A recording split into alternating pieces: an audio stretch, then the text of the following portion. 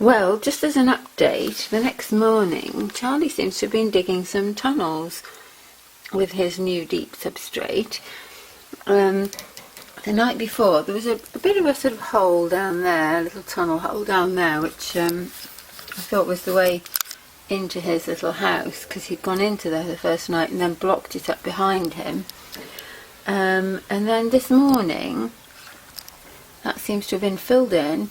His house entrance is still blocked up, but over here, in that big pile in the corner, is a tunnel going down near his food bowl. So, oh, in fact I can see all the way down there. You can see that dark hole down there, so he's been out and gone back in again. So that's really nice, he's actually dug a tunnel.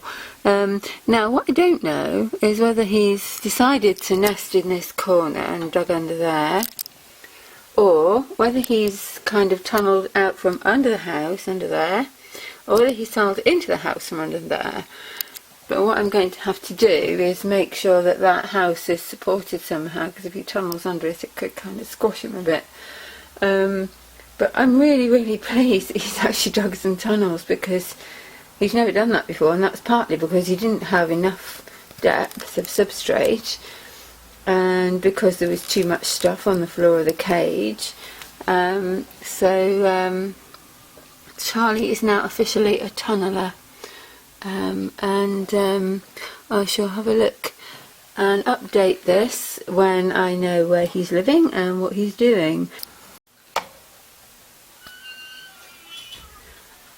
And yes, he came out this little tunnel over here, which is now kind of fallen in. Then he dug another tunnel and came up under there. And he wasn't using the wooden house at all, so I took it out so it didn't fall in on him, because it was leaning at one side. And he's just come out and had a look round.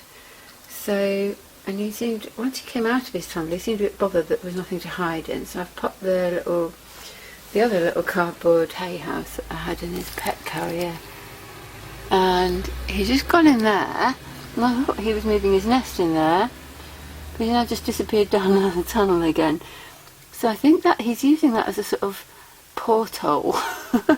The tunnel goes down that side at the back, and he's nesting underneath, coming up this side. But he was obviously wanting to come up inside the house to have a roof over his head when he came up. But by tunnelling, you just don't think you see the side there. But at the bottom end then, you can't, it's a bit dark, where the house rests, where he tunnels underneath, that side of the house falls down, which with the wood one, it could fall on him. So, since he's now officially a tunneler, I've popped that one in, so he's still got a little hidey house place.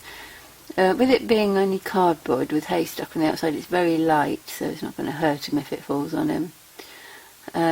So he seems happy now that he's got something there. He pulled some nesting material and disappeared off back down his tunnel. So, good night, Charlie.